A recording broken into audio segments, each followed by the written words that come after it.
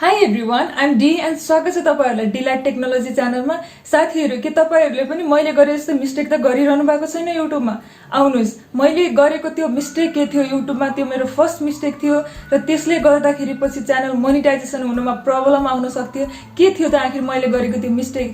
So आजको यो भिडियोमा म तपाईहरुलाई त्यो मिस्टेकको बारेमा बताउने छु, जसले गर्दाखेरि तपाईहरुले त्यसबाट केही सिकाइ मिल्ने छ। यदि तपाई नयाँ युट्युबर हुनुहुन्छ भने मैले गरेको त्यो फर्स्ट मिस्टेक यो थियो कि कस्टम URL। तपाईहरुलाई त थाहा नै छ होला कस्टम URL भनेको के हो।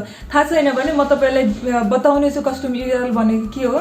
मलाई त्यतिखेर चाहिँ मैले फर्स्ट भिडियोमै आफ्नो कस्टम URL टाइप गरेर राख्दिएको थिएँ कि डिस्क्रिप्सनमा है।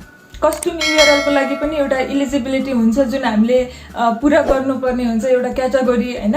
तर त्यो टाइममा मलाई थाहा थिएन कि कसैले कतैबाट रिसोर्स पनि पाएको थिएन र मैले सिधै www.com youtube.com गरेर चाहिँ आफ्नो च्यानलको नाम डिलाइट टेक्नोलोजी गरेर डिस्क्रिप्सनमा राखिदिएको थिएँ, ताकि त्यसले गर्दाखेरि मलाई पछि गएर प्रब्लम आउन सक्थ्यो।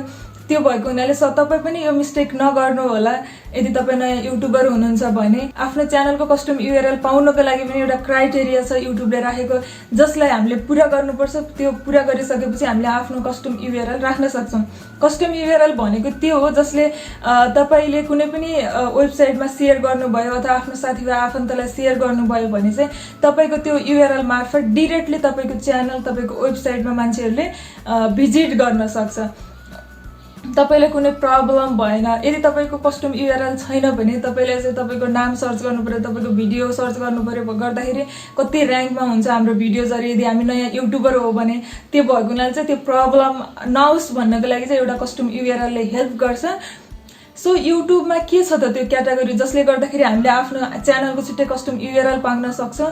सो एउटा फर्स्ट भनेको तपाईको 30 डेज पुगिसकेको हुनुपर्दछ, च्यानल ओपन गरेको 30 दिन पुरानो च्यानल हुनुपर्दछ, लगभग 1 महिना। भनेपछि सेकेन्ड क्याटेगोरी भनेको तपाईको 100 सब्स्क्राइबर पुगिसकेको हुनुपर्दछ।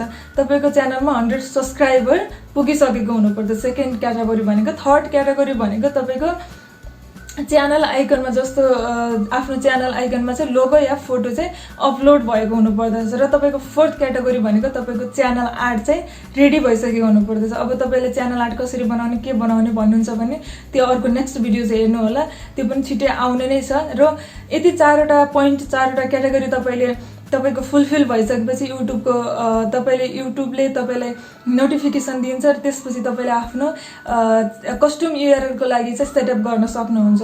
र प्रत्येक एउटा च्यानलको एउटा मात्रै कस्टम URL हुन्छ। तपाईले अर्को राख्नु पर्यो भने त्यसलाई रिमुभ गरेर अर्को चेन्ज गर्न सक्नुहुन्छ।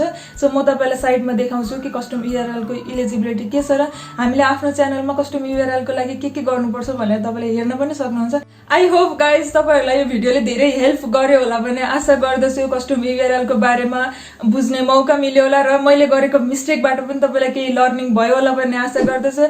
So please guys like and subscribe गर्न नबिर्सिनु होला, साथसाथै बेल आइकनलाई पनि प्रेस गर्न नबिर्सिनु होला, ताकि मैले अपलोड गर्ने भिडियोको नोटिफिकेसन तपाईहरुसम्म मिलोस्।